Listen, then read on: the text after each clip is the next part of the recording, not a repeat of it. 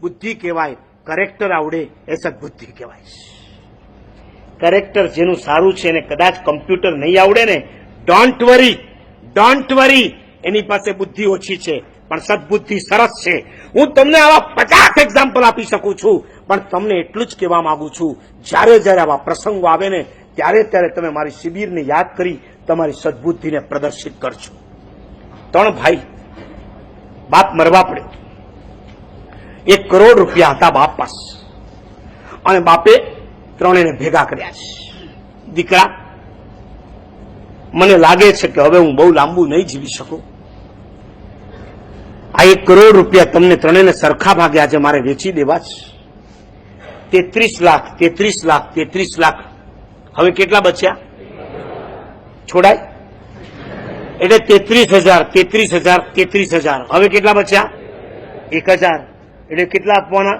300. કેટલા બચ્યા? 100. હવે 33. હવે નહીં છોડવાનો રૂપિયો. બાપે 33,33,333 રૂપિયા આપ્યા. ત્રણેયને કહી દીધું સરખા ભાગે તમને આપી દઉં છું. રૂપિયો બચ્યો છે, ત્રણે ભેગા મળીને ભંડારમાં નાખી આવજો.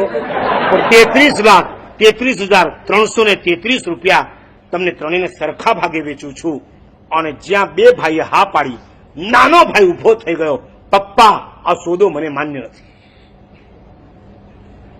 મરતા બાપને થયું આ એટેક નહીં આવે તોય આવી જશે.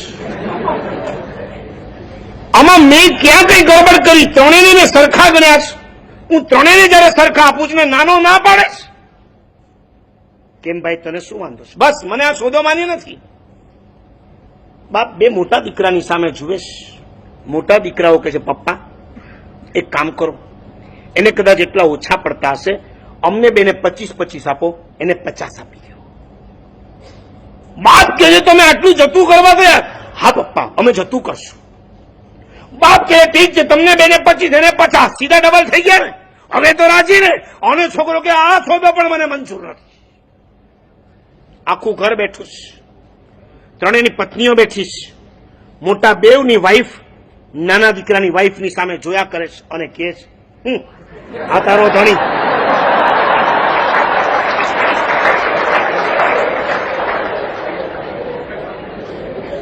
છે કોઈ સંતોષ? જેટલું મળે એટલું એને ઓછું પડે છે.